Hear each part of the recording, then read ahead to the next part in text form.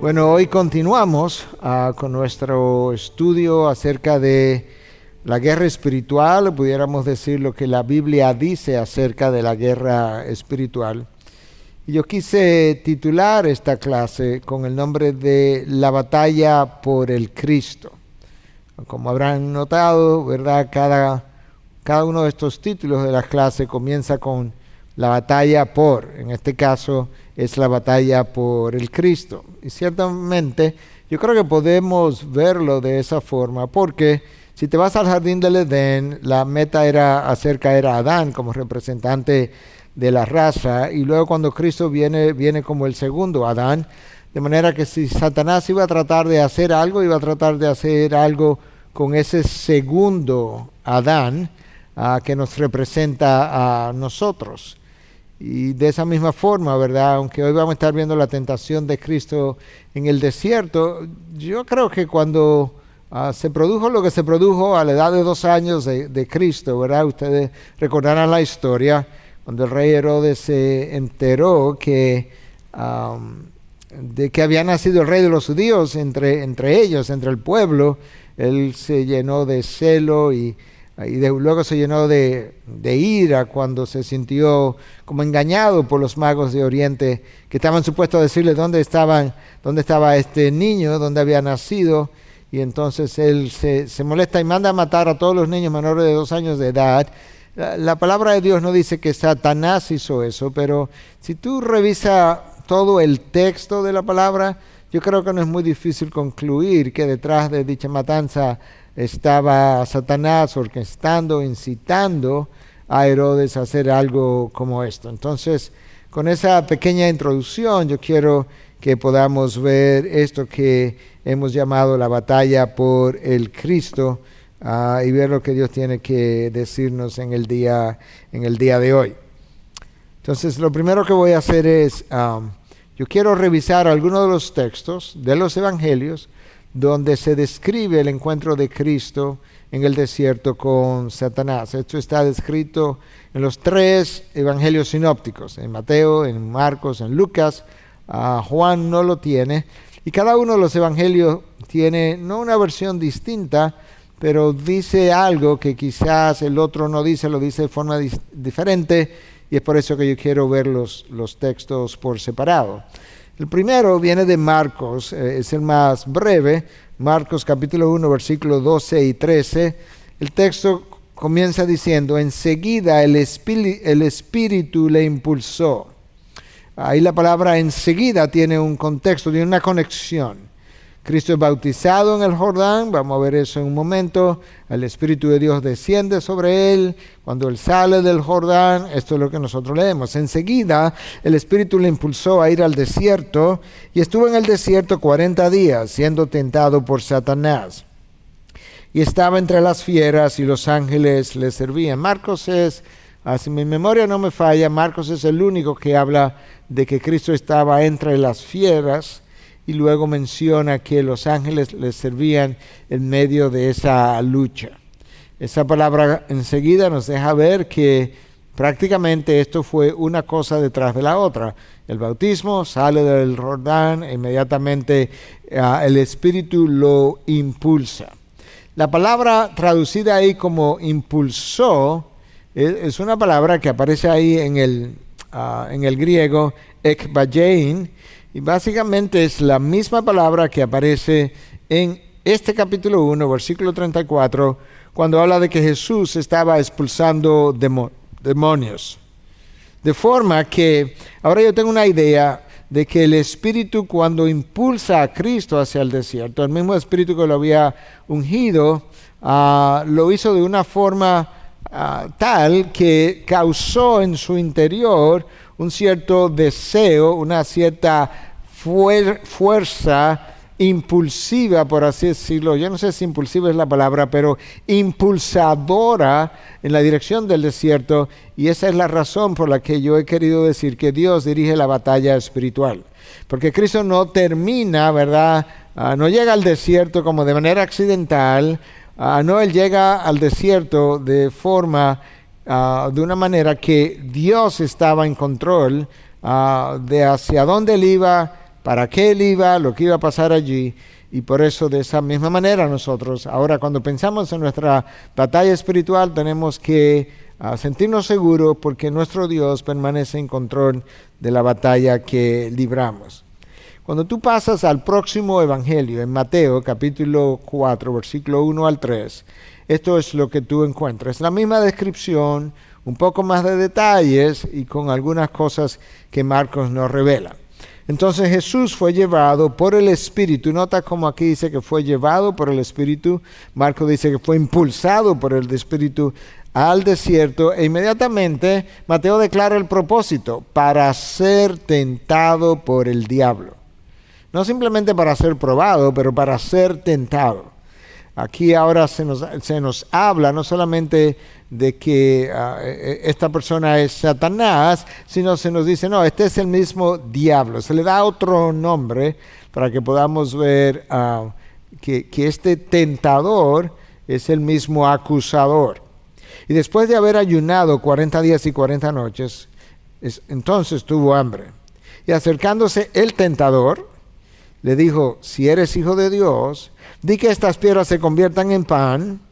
Pero él, Cristo, respondiendo dijo, escrito está, no solo de pan vivirá el hombre, sino de toda palabra que sale de la boca de Dios.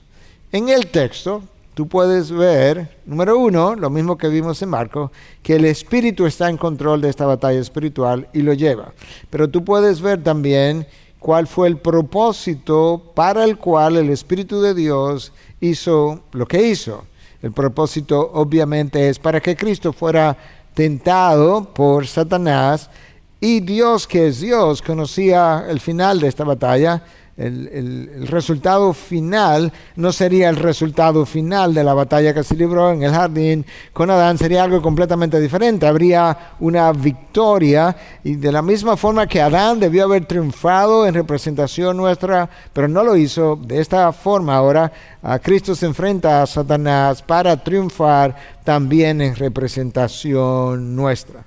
La palabra diablos implica acusador, la palabra Satanás habla de un adversario, pero ahora que nosotros estamos viendo a Satanás como un adversario que nos tienta, la palabra implica tentador, pero es la persona, ¿verdad?, que por medio de la tentación pues se nos opone. Yo quisiera hablar de la diferencia entre lo que es una tentación y lo que es una prueba. Cuando la palabra de Dios habla de tentar o probar, usa en esencia la misma palabra, peirazo. Pero, ¿qué es lo que hace la diferencia entre una tentación y una prueba? Menciono esto porque la palabra de Dios dice y explica que Dios no tienta a nadie, y sin embargo al mismo tiempo habla de que las pruebas vienen de parte de Dios. Entonces, ¿qué es lo que establece la diferencia? Bueno, la palabra en el griego es la misma, es esta que está aquí, peirazo, que a veces es traducida como tentación o tentar, y otra vez es traducida como prueba o probar. Entonces, la tentación no viene de Dios. Y si no viene de Dios, ¿de dónde viene? Bueno, la tentación viene o de Satanás, el tentador, pero puede venir también de nosotros mismos. Y de hecho, probablemente sea más frecuente de esta segunda manera. Nuestros deseos internos, nuestros pecados remanentes nos tientan, nos levantan el deseo de querer ir en una dirección. Por otro lado, y eso es lo que Dios no hace, porque eso lo hace Satanás con la intención de hacerme caer, como pasó en el jardín del Edén y como él trató de hacer por igual en el desierto. Ahora, una prueba frecuentemente sí viene de parte de Dios. Es una circunstancia, es un evento. que llega a mi vida, que yo tengo que vivir, que tiene la intencionalidad de probar mi fe, pero no solamente de probar mi fe, sino también de purificar mi fe. La prueba y la purifica. De manera que es como algo, es como el fuego a través del cual yo tengo que pasar. Pero la intención de Dios no es que me caiga, no es que peque, no es que fracase. La intención de Dios es que yo purifique mi fe y salga victorioso.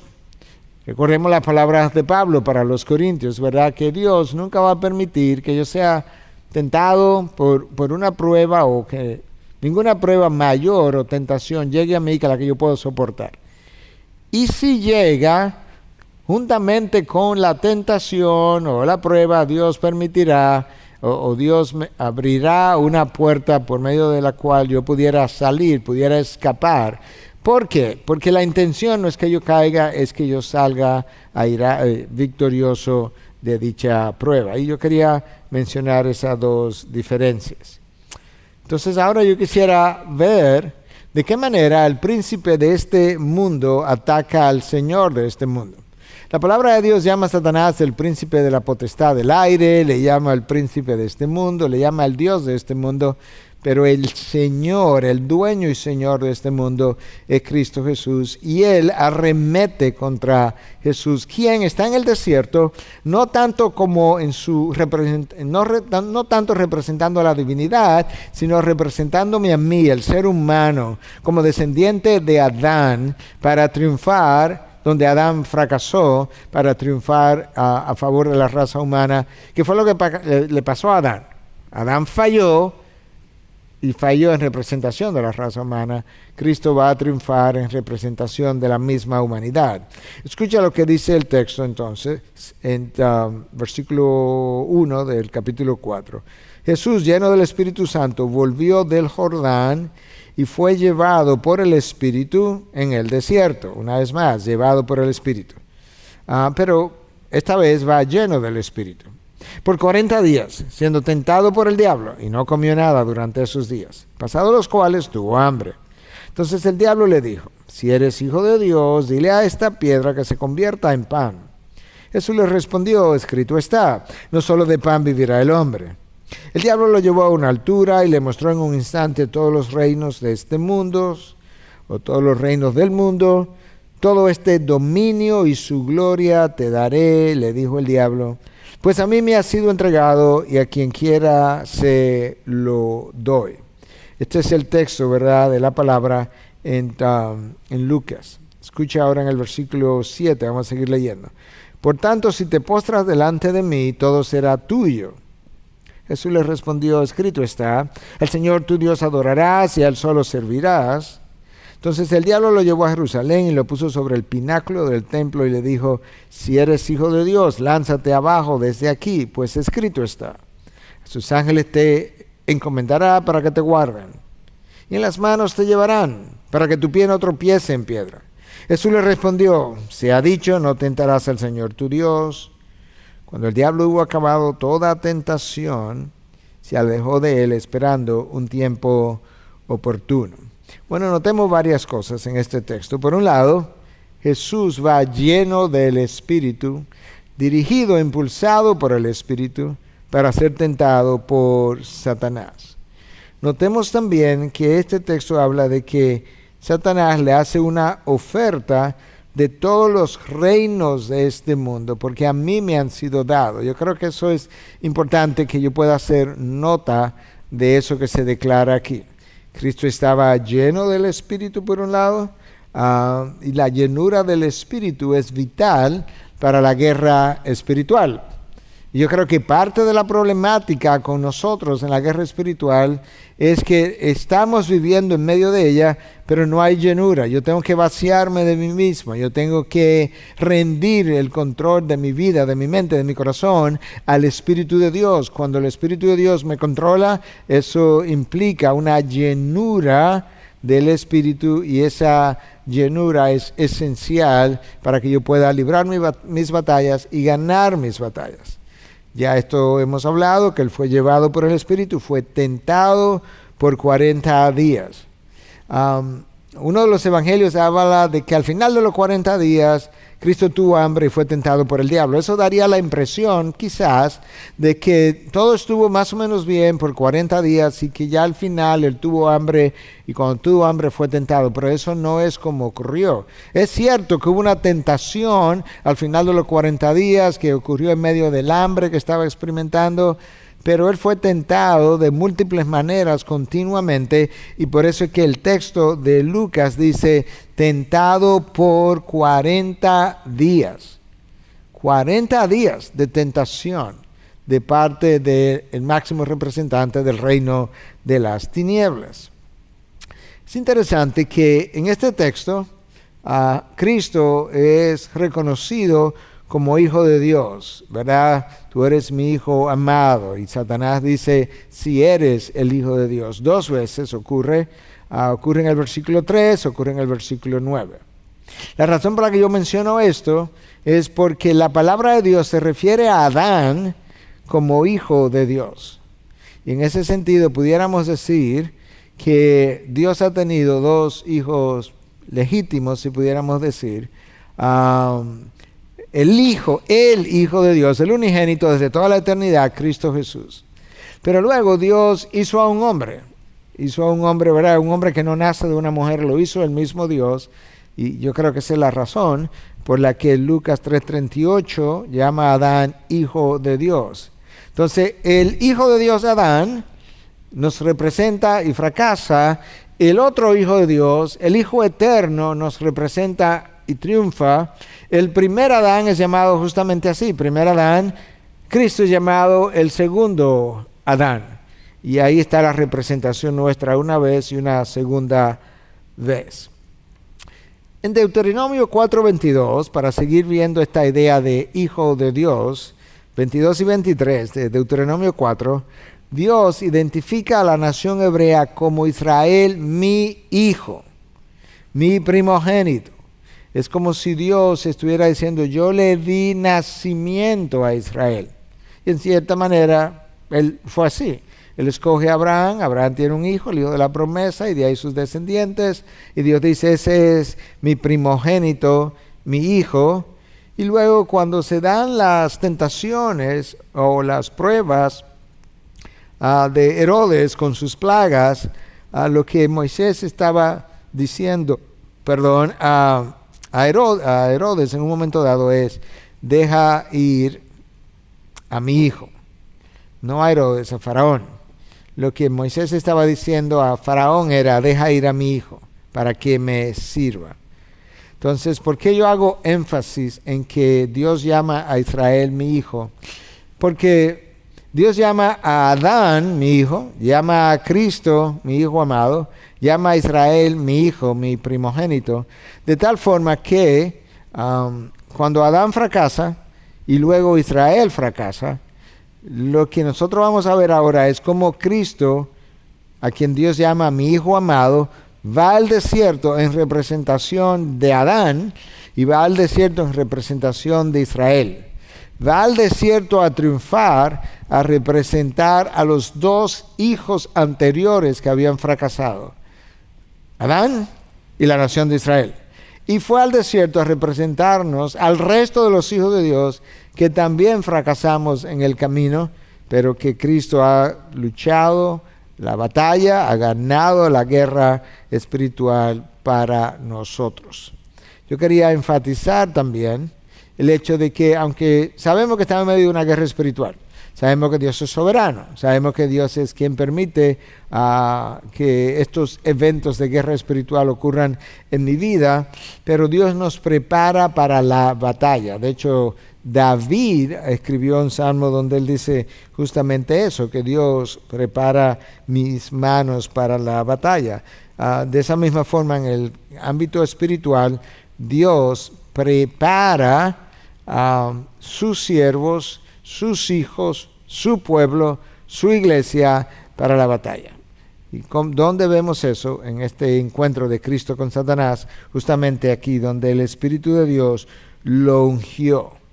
El mismo Espíritu de Dios que lo ungió es el mismo Espíritu que lo llevó para ser tentado. Entonces, ¿por qué ahora y no antes?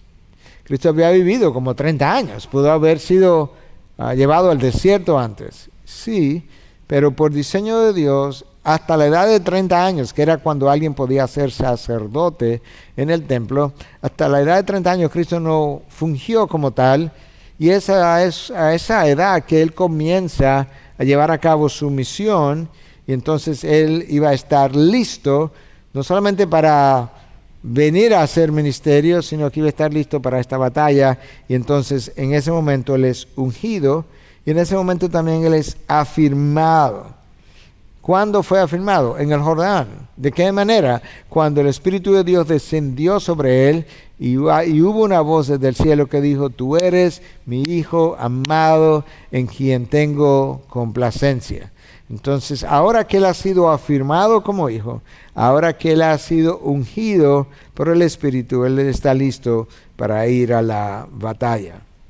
Entonces, yo quería mencionar que a diferencia de cómo la batalla espiritual ha sido librada en nuestros días con mucha reprensión de demonios y supuestas expulsiones de demonios, cuando tú miras el encuentro entre el máximo representante del reino de la luz, el máximo representante del reino de las tinieblas, y tú te fijas de qué forma Él libró la batalla, es muy diferente a lo que nosotros vemos hoy, totalmente diferente.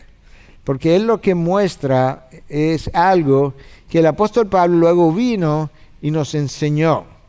Cuando él escribió la carta a los Efesios, Pablo les da una armadura para la guerra, una armadura de Dios es llamada, y es una armadura espiritual. En esa armadura hay una pieza, la espada, que es la única pieza ofensiva de toda la armadura.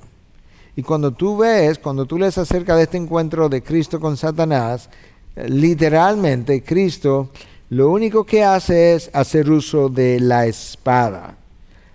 Porque el texto nos dice que Cristo, cuando fue tentado 3 veces. En las 3 tentaciones, lo que Cristo hace es hacer mención de la palabra de Dios. Él cita un texto de la palabra: escrito está, no solo de pan vivirá el hombre, sino de toda palabra que sale de la boca de Dios.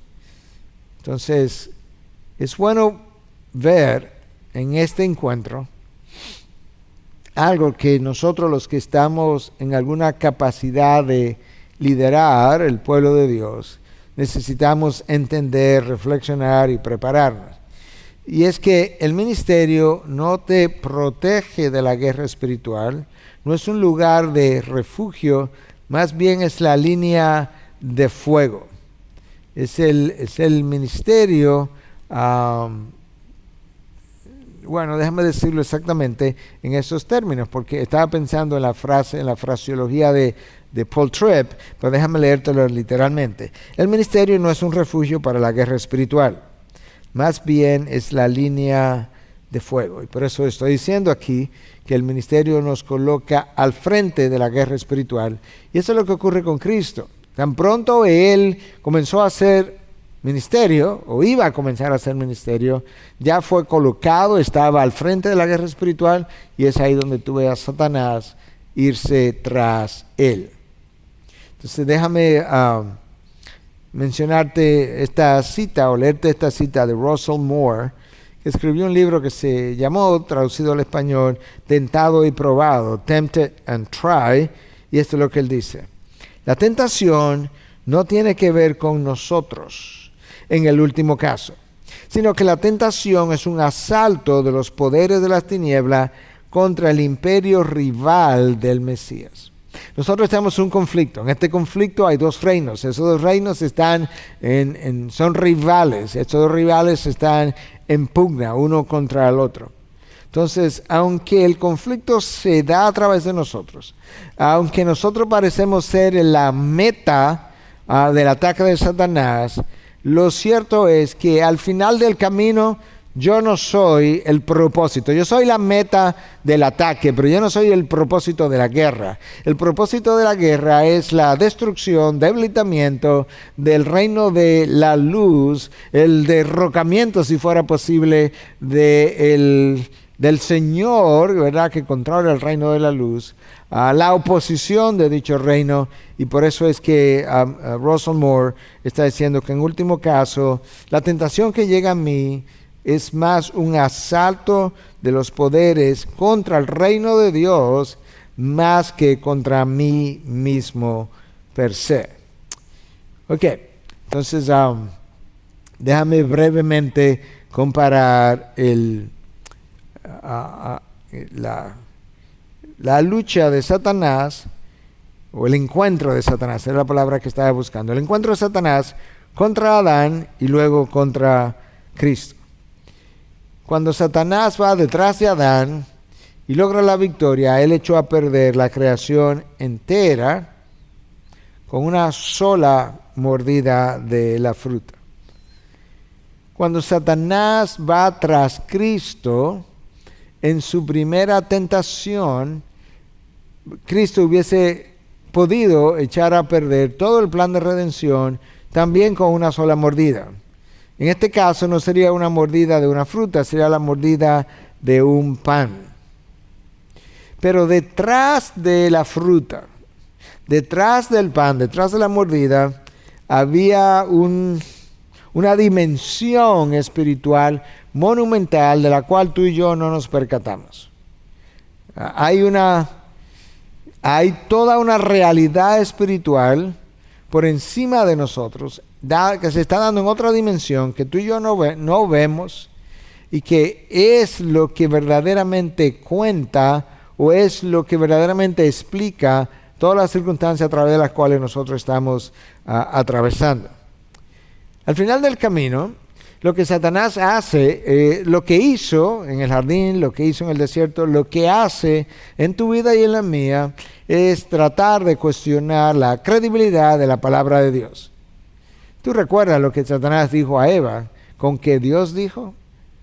Y tú también sabes que lo que Satanás hace o dice en ese momento no fue lo que Dios dijo. Pero estaba tratando de confundir a Eva con que Satanás dijo que no podían comer de ningún árbol del campo. Eso fue lo que Dios dijo. Y Eva trata de corregir a Satanás, pero cuando lo corrige tiene cierta equivocación, por así decirlo. Hubo cosas que Dios dijo que Eva no dijo, y hubo cosas que Dios no dijo que Eva sí dijo. Lo vimos eso en una de las primeras clases. De manera que lo que está en cuestionamiento, lo que está en duda en el jardín es la confiabilidad de la palabra de Dios.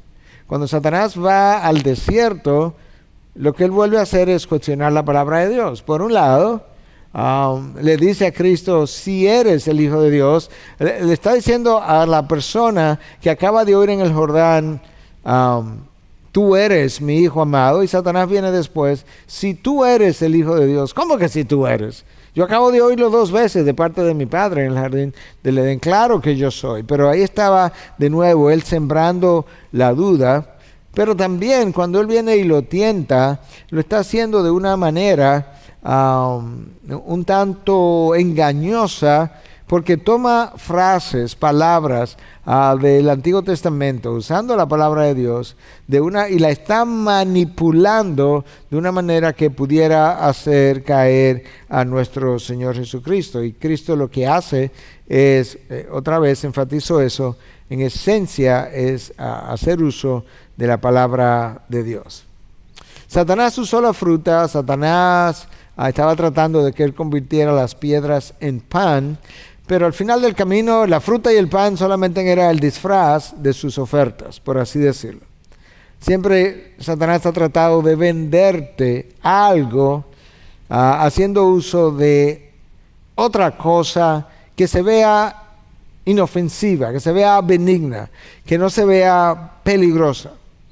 Y entonces con cierta regularidad lo que él hace es que toma esa oferta, la ofrece en un momento de debilidad, de necesidad, y presta atención a cuál es tu necesidad para Él tratar de hacerte una oferta que llene la necesidad de forma que yo me sienta atraído por la necesidad que tenga y al mismo tiempo sienta cierta debilidad en esa dirección, porque me puede parecer lógico que si tengo una necesidad y aquí hay una oferta que la puede llenar, me puede parecer lógico que yo debo hacer uso de ella.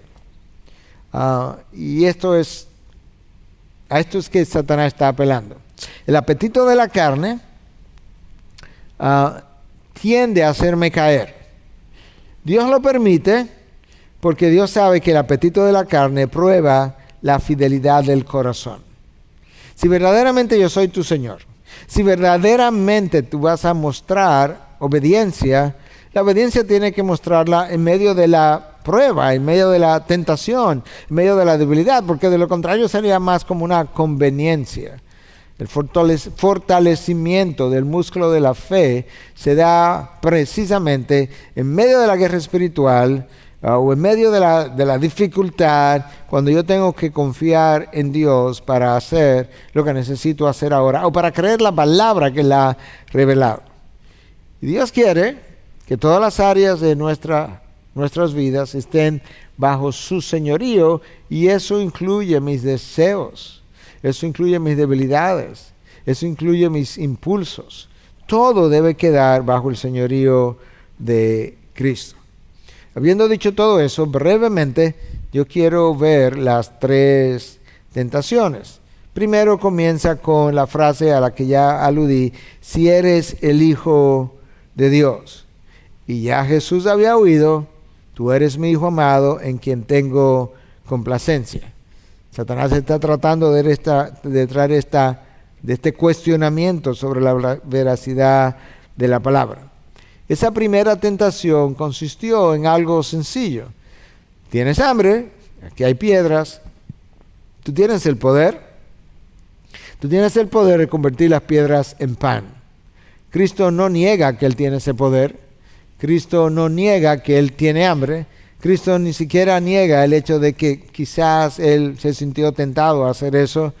Lo que Cristo hace es lo que tú y yo debiéramos hacer. Él empuña la palabra, por así decirlo, como una espada, y entonces Él mueve esa espada como tú y yo debiéramos hacerlo. Y Él responde citando la Escritura, haciendo uso de la espada, Deuteronomio 8:3. Y te humilló.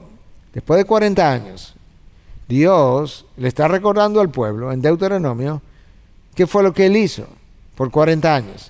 Y Jesús lo hace. Jesús le cita Deuteronomio 8:3 de una forma abreviada. Y te humilló y te dejó tener hambre y te alimentó con el maná que no conocías, ni tus padres habían conocido, para hacerte entender que el hombre no solo vive de pan, sino que vive de todo lo que procede de la boca de Dios. ¿No has entendido todavía que tu mayor necesidad no es física, es espiritual? ¿No has entendido todavía que tu mayor necesidad es buscar de mí, no necesariamente buscar saciar en este mundo lo que solamente yo puedo saciar? Entonces, lamentablemente, no solamente mis deseos me llevan a desobedecer a Dios, sino que nuestro espíritu de rebelión, de que yo quiero hacer lo que quiero hacer, en el momento que lo quiero hacer, cuando lo puedo hacer, ese espíritu de rebelión también nos puede llevar a nosotros a desobedecer a Dios y a pecar. La rebelión lo que hace es que se sirve a sí misma. La obediencia está diseñada para que niegues ese impulso de quererte servir a ti mismo y quieras servir a Dios. Una vez más, obedecer a Dios cuando yo no tengo deseos contrarios es conveniente, es bueno, pero no es exactamente obediencia. Obediencia es, en el mejor sentido de la palabra, es que tú vas a hacer lo que Dios quiere que tú hagas, aún cuando tus deseos, tu mente, tu lógica, tu razón te están diciendo otra cosa completamente diferente. La segunda tentación de Satanás, yo menciono estas tentaciones por separado porque No creo que nosotros vamos a tener a Satanás apareciéndose y haciendo uso de la palabra o tentándonos de manera personal como Cristo lo tuvo. Pero yo he oído mucha gente hacer uso de palabras muy similares en la vida, y cuando lo he oído frecuentemente he pensado, otra vez, aquí está como Satanás o tu propio pecado brindándote una fruta que está cubierta, envuelta en papel de regalo. Escucha la segunda tentación. Entonces el diablo le llevó a la ciudad santa, y le puso sobre el pináculo del templo y le dijo: si eres hijo de Dios, lánzate abajo, pues escrito está: a sus ángeles encomendarás y en las manos te llevará, no sea que tu pie tropiece en piedra.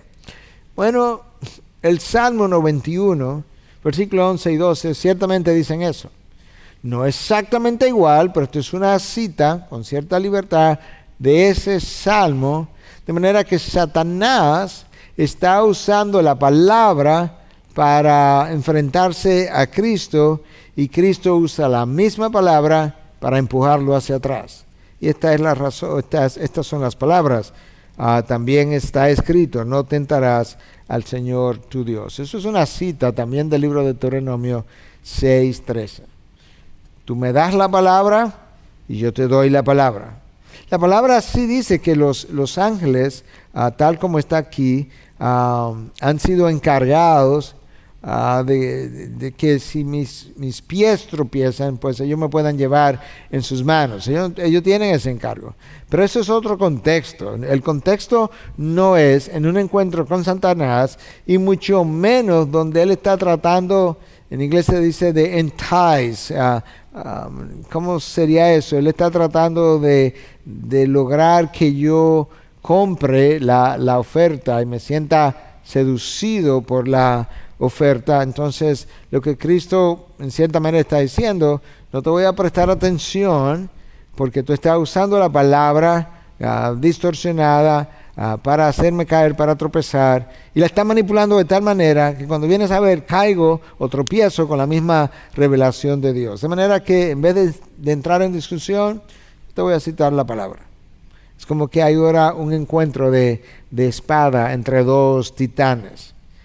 Escrito está: no tentarás al Señor tu Dios. Eso es una forma breve de cómo Deuteronomio 6:13 dice lo que dice, pero en esencia Deuteronomio nos habla de algo muy similar. La tercera tentación, escucha ahora cómo suena. Otra vez el diablo lo llevó a un monte muy alto y le mostró todos los reinos de este mundo y la gloria de ellos, y le dijo: todo esto te daré si te postras y me adoras. Entonces Jesús le dijo: vete, Satanás, porque escrito está: al Señor tu Dios adorarás y solo a Él servirás. El diablo entonces lo dejó, y al instante unos ángeles vinieron y le servían. Básicamente lo que Satanás está tratando de hacer con Cristo, él trató de hacer con Adán y Eva. Porque él le ofrece la fruta con la intención de que ellos pudieran llegar a ser como Dios. La intencionalidad de Dios al momento presente, que tú y yo lleguemos a ser como Cristo. Entonces, en cierta manera, no vamos a llegar a ser Cristo, obviamente, pero sí vamos a llegar a ser como Él. Entonces, de esa misma forma que Satanás como que le ofrece un atajo a Adán y Eva para llegar a ser como Dios, ahora Él le ofrece otro atajo al segundo Adán, a quien le ofrece todos los reinos de este mundo, que le iban a ser dados como quiera, pero se lo ofrece sin cruz, sin dolor, sin sacrificio, rápidamente, sin sudor, y mucho menos sudor de gotas de sangre. Cristo no compra la idea y responde, ¿verdad?, de la manera que hemos venido diciendo, citando la palabra de Dios. Solo al Señor tu Dios tú tentarás. Jesús podía estar, el texto dice, de hecho, que al final de los 40 días Cristo estaba físicamente hambriento. Lo que él no estaba era espiritualmente hambriento. Él estaba lleno.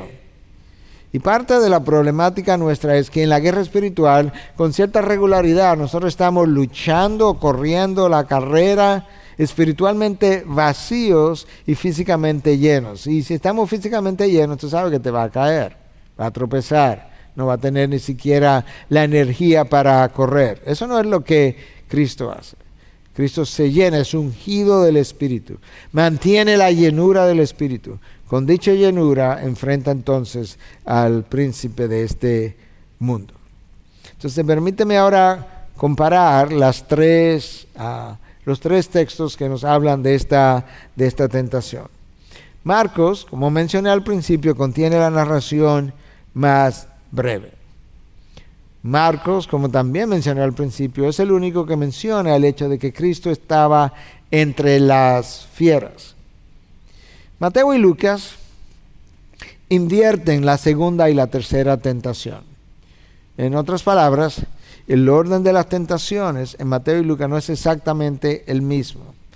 Eso no es un gran problema, o no fue un gran problema en el primer siglo para esta gente que leyó el texto en griego, pero que tenía un trasfondo hebreo, porque para los judíos o los hebreos, el orden cronológico en que algo era narrado no era lo prioritario, sino el contenido de lo narrado.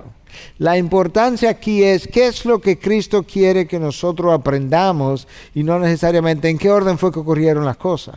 No es el orden del aprendizaje, sino la lección en sí que tiene importancia. Lucas, por otro lado, por alguna razón, cuando Jesús sale del Jordán, después de esa experiencia de su bautismo, en vez de continuar inmediatamente con la narración del desierto, como Mateo hace y Marcos también, él habla de la genealogía de Jesús. Y luego entonces aparece la narración del desierto.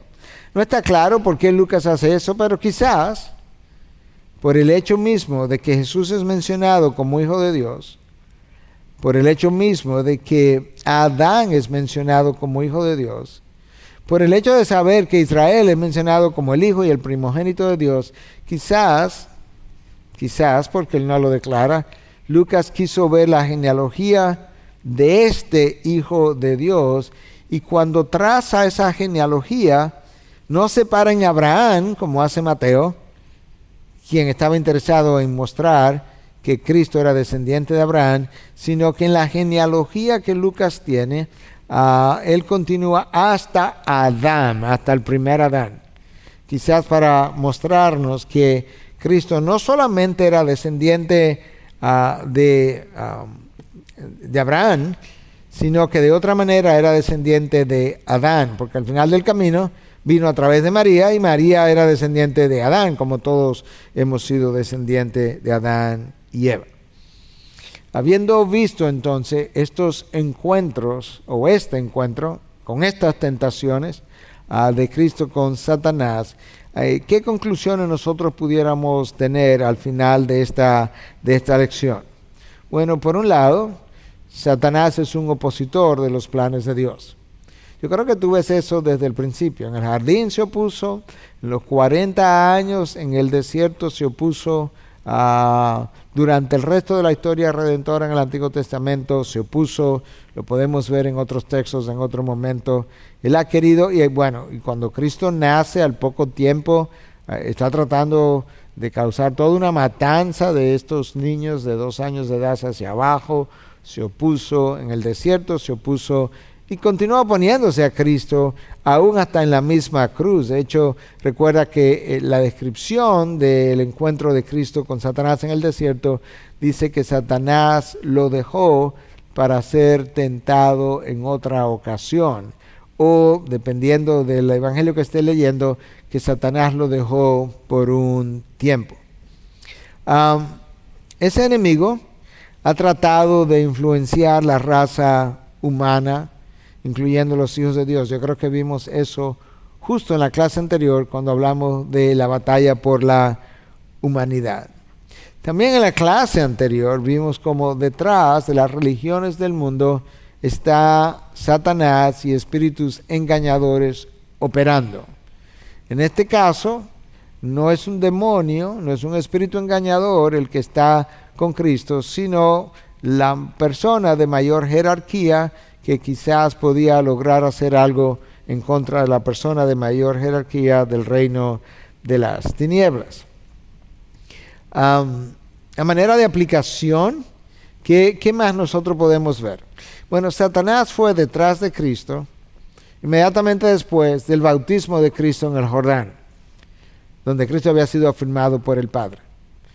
Desde el punto de vista nuestro, yo tengo que recordar que muchas veces Satanás viene detrás de mí después de algún evento importante o de victoria, o de Dios haberte usado grandemente, porque muchas veces en esos momentos en que nosotros estamos menos pensando en la posibilidad de una guerra espiritual, en esos momentos donde nosotros nos sentimos más seguros de nosotros mismos, es en esos momentos donde nosotros tendemos a bajar las barreras, o es en esos momentos donde nosotros tendemos a, como estuvimos trabajando y estamos un poco cansados, a relajarnos. Y Satanás aprovecha y hace lo que hace. Esa tentación, como lo vimos, vino después de 40 días de ayuno.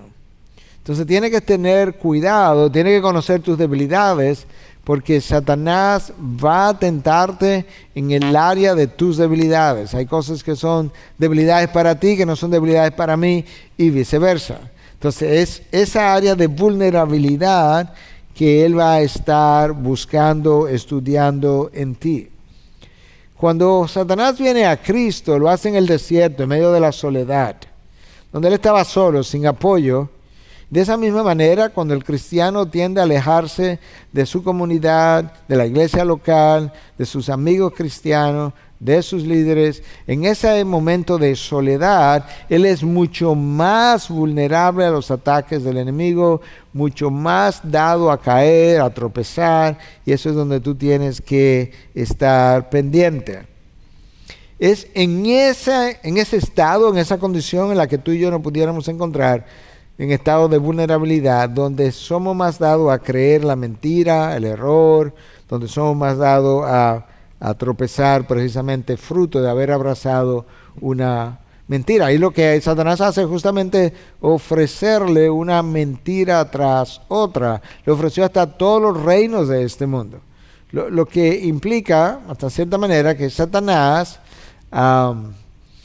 tiene cierta autoridad en este mundo, pero al mismo tiempo tenemos que reconocer que Dios ejerce soberanía en la guerra espiritual, de manera que la autoridad que Satanás pueda tener o el poder tiene un límite, y que aunque Dios le permitió hacerle este ofrecimiento a Cristo, al final del camino el ofrecimiento mismo era falso, porque aunque Dios le hubiese dado los reinos de este mundo para que ejerciera influencia, al final de la historia, Dios es el dueño y Señor de la misma.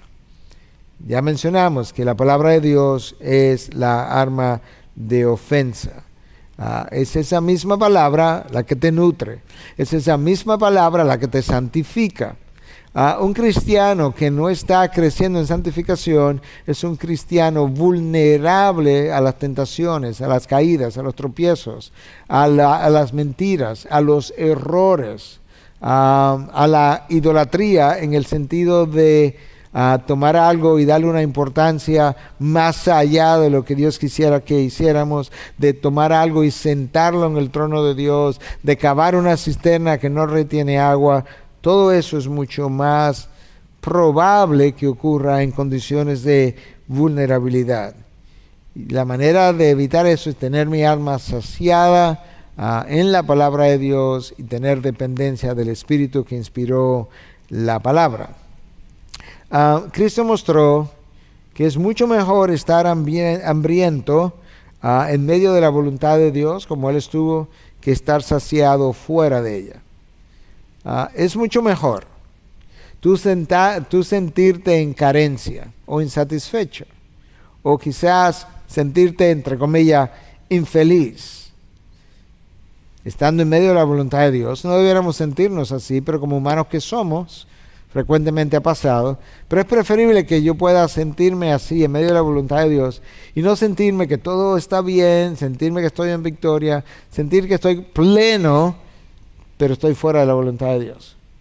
Porque pronto voy a descubrir que no estaba tan pleno. Pronto voy a descubrir que mi satisfacción duró poco cuando comience a saborear las consecuencias del pecado cometido. Cristo mostró también que el camino más largo siempre es preferible si es el camino de Dios. A Cristo se le iban a dar todos los reinos de este mundo. De hecho, toda lengua confesará, toda rodilla se doblará que Él es Señor. Pero eso estaba en el futuro, eso estaba para ser entregado a Él en un momento posterior. Satanás quería ofrecérselo ahora, en el aquí, en el ahora, sin cruz, sin lágrima, como dije, sin sangre, sin dolor. Cristo nos mostró los atajos en el reino de los cielos no funcionan. Cristo también nos mostró algo que Dios dice en el Salmo citado por Satanás, que los ángeles nos atenderán.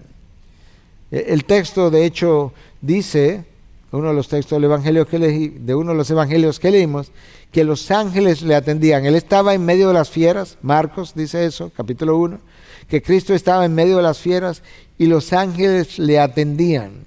Pero también el texto nos dice que Él estaba siendo tentado todos los días. De manera que el texto nos dice, de una manera sutil, que Dios está atento a nuestras tentaciones, a nuestras pruebas. Y Pablo nos dice entonces algo que ya yo cité, ahora tenemos el texto delante de nosotros, 1 Corintios 10:13, que Dios no va a permitir nunca que tú seas tentado más allá de lo que tú puedes soportar, y que si eso ocurriera alguna vez, que ten por seguro que hay una puerta que Dios ha abierto a través de la cual tú podrás salir. Eso nos dice a nosotros que cuando hemos caído, tropezado, cuando nos hemos herido en el camino, el culpable no ha sido Dios, el culpable he sido yo, que o cerré mis ojos para no ver la puerta, o vi la puerta y me resistí a salir por ella, porque quería permanecer todavía, quizás disfrutando un poco más de esta oferta que se me había hecho. Cristo muestra una vez más que Dios no es el autor de la tentación, nunca. Santiago habla de eso, que cuando alguno sea tentado, que no diga que es tentado por Dios, porque Dios no tienta a nadie, sino que somos tentados por nuestra propia concupiscencia, Santiago capítulo 1. Pero, aunque Dios no tienta a nadie, Dios sí permite la tentación. La permite para probarnos, la permite para hacernos crecer, la permite para fortalecer nuestra voluntad. Un par de observaciones más.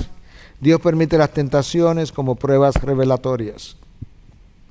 ¿Qué es lo que Dios dice al pueblo de Israel? Al final de los 40 años, de Deuteronomio 8, que te conduje por el desierto. ¿Para qué cosa? Para humillarte, para probarte, para ver lo que había en tu corazón. Bueno, las tentaciones son permitidas como pruebas revelatorias, para ver lo que había en tu corazón. Dios sabía lo que había en el corazón del pueblo judío, quienes no lo sabían eran ellos. Por tanto, aunque el texto dice para ver lo que había en tu corazón, nosotros pudiéramos reinterpretarlo y decir para revelarte a ti lo que había en tu corazón, que tú no habías visto, que no habías reconocido, pero que yo sí sabía, y por eso yo lo permití. En la guerra espiritual, si hay algo que Satanás quiere es amedrentarnos, intimidarnos, si hay algo que Dios quiere es que yo no me intimide, no me deje atemorizar por algo que Él afirma en el Nuevo Testamento categóricamente, y es que mayor es el que está en nosotros que el que está en el mundo. La guerra espiritual puede intensificarse, puede ser feroz, puede ser difícil, pero ¿sabes qué? Todavía tengo que recordar que mucho mayor es el que está en mí que el que está en el mundo. Y finalmente, a manera de cerrar completamente todo lo que hemos dicho, si nosotros comenzamos a permitir que la tentación llegue, si nos permitimos jugar con la tentación, hemos permitido que Satanás ponga un pie en la puerta de tu corazón. Cuando Satanás pone un pie, vamos a ilustrarlo, pone un pie dentro de tu corazón, hay un terreno que perdiste. ¿Cuál? El que él pisó, como ilustración. Cuando tú pierdes terreno, lamentablemente entonces tus emociones comienzan a levantarse, tu espíritu ha comenzado a perder control, tu mente ha comenzado a involucrarse en estas emociones que tú estás sintiendo, y por consiguiente es ahí donde tú tienes el mayor peligro de poder caer. De manera que la tentación de Cristo yo quería verla como parte de las enseñanzas de guerra espiritual, porque la tentación de Cristo tiene mucho que enseñarme de esta guerra. Tiene mucho que enseñarme acerca de cómo se da, tiene mucho que enseñarme acerca de cómo librarla, tiene mucho que enseñarme de qué manera esto pudiera darse en mi vida, en otro contexto, de otra forma, no visualmente como él estuvo con Satanás, pero pudiera darse de una forma similar a través de ofertas que yo creo, que yo compro y que me hacen caer. Finalmente yo quiero traer esta cita a colación, porque tiene que ver con la batalla espiritual, tiene que ver contigo, tiene que ver conmigo. F.B. Meyer fue un gran académico de años atrás, y hablando de cuando tú ves a un hermano, a una hermana que ha caído en pecado, que está sufriendo en medio de la guerra espiritual, él dice que tú debieras no ser muy rápido para condenar o criticar, porque hay dos cosas que nosotros desconocemos. Primero, no sabemos cuánto esfuerzo él o ella hizo tratando de no pecar. Tú no sabes cuánto tiempo ese hermano o hermana luchó para no caer. Eso no quiere decir que si cayó está justificado, no, simplemente que no lo condene tan rápidamente, porque tú no sabes cuánto luchó, cuánto esfuerzo hizo. Lo segundo es que no conocemos el poder de las fuerzas que lo asaltaron. No sabemos el tamaño de esta tentación, literalmente hablando. Quizás una tentación, obviamente se Dios permitió que llegara a él o ella tenía la potestad o la posibilidad de resistirla, pero aún así nosotros no sabemos cuán poderosa la tentación fue. Y en tercer lugar, nosotros tampoco sabemos, y esto es vital, qué nosotros hubiéramos hecho en las mismas circunstancias. F.B. Meyer no está tratando de justificar a nadie en su tentación y caída. Él está tratando de ayudarme a mí a que no peques condenando al hermano que ha tropezado. Por estas tres razones. Número uno, yo no sé cuánto tiempo él luchó, con cuánto esfuerzo. Número dos, yo no conozco la magnitud de la fuerza que lo asaltaron. Y número tres, ¿quién sabe lo que yo hubiera hecho? ¿Quién sabe si yo lo hubiera hecho peor? ¿Quién sabe si mi caída hubiese sido mucho más profunda? Entonces eso nos mueve a ser un poco más, no tolerantes, pero sí un poco más intercesores a favor de mi hermano o mi hermana para que él o ella pueda salir de la situación donde él se encuentra. Y con eso entonces yo voy a cerrar esta batalla por el Cristo, para nosotros entonces ver en la próxima sección que nos toque revisar la batalla por ti, la batalla por tu vida, la batalla que Satanás va a librar para que seas tú la próxima víctima.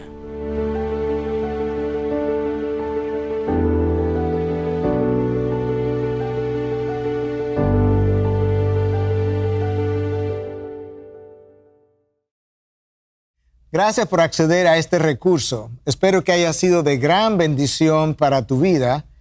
Te sugiero que te suscribas a este canal de forma que tú puedas recibir notificación la próxima vez que hayamos subido un nuevo recurso que pueda servirte de instrucción y bendición.